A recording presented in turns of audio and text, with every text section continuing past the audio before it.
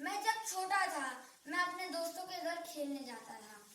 गणपति के समय में उनके घर पे गणपति बिठाया जाता था।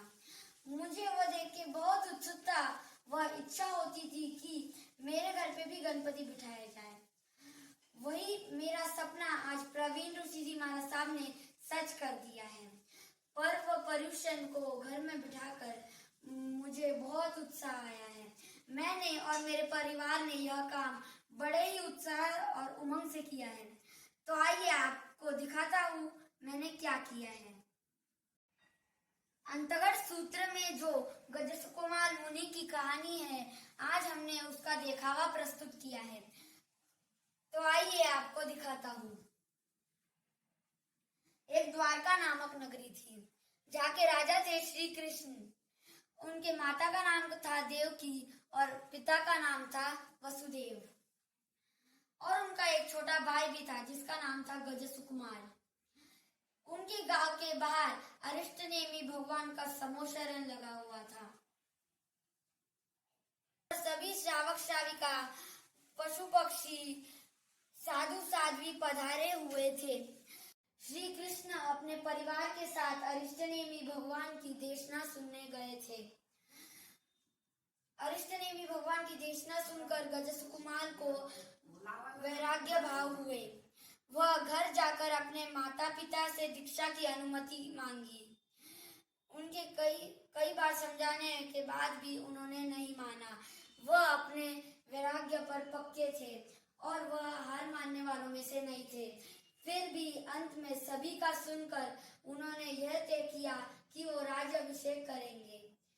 अगले दिन राज्याभिषेक हुआ, वह राजा बन गए। सारे सिपाहियों ने उनसे पूछा, राजन, हम क्या कर सकते हैं? गजसुकुमार ने कहा, मेरे दीक्षा की तैयारियां चालू कर दीजिए। वह सिपाही थे और यह राजा बन गए थे। अभी वह इनकी बात टाल नहीं सकते थे। दीक्षा की तैयारियां शुरू हुई। जब दीक्षा हुई, उसी शाम गजसुकुमार अरिष्टनेमी भगवान के समीप पधारे। उन्होंने आज्ञा मांगी, भगवान, मैं महाकाल शमशान में भिक्षु प्रतिमा की साधना करने जा सकता हूँ? अरिष्टनेमी भगवान ने हाँ कह दिया और वह निकल पड़े। उन्होंने महाकाल शमशान में जाकर एक निर्दोष स्थान ढूंढा। वहां पर वे ध्यान में खड़े हो गए। उसी रात सोमिल ब्राह्मण हवन के लिए कुछ लकड़ियां व घास इकट्ठा करने के लिए आए थे। उसी समय उनकी नजर गजसुकुमार पर पड़ी। वह मन ही मन बड़बड़ाए, यह मेरी पुत्री को छोड़कर ध्यान कर रहे हैं। वह क्रोधित हो गए और उन्होंने पास वाले तालाब से गीली मिट्टी लाई और गजसुकुमार के सर पर एक पाल बना दी। पास जलती हुई चिता से कुछ अंगारे उठाए और गजसुकुमार के सिर पर रख दिए। गजसुकुमार को असह्य वेदना हुई, फिर भी इन्होंने यह सब सहन कर लिया।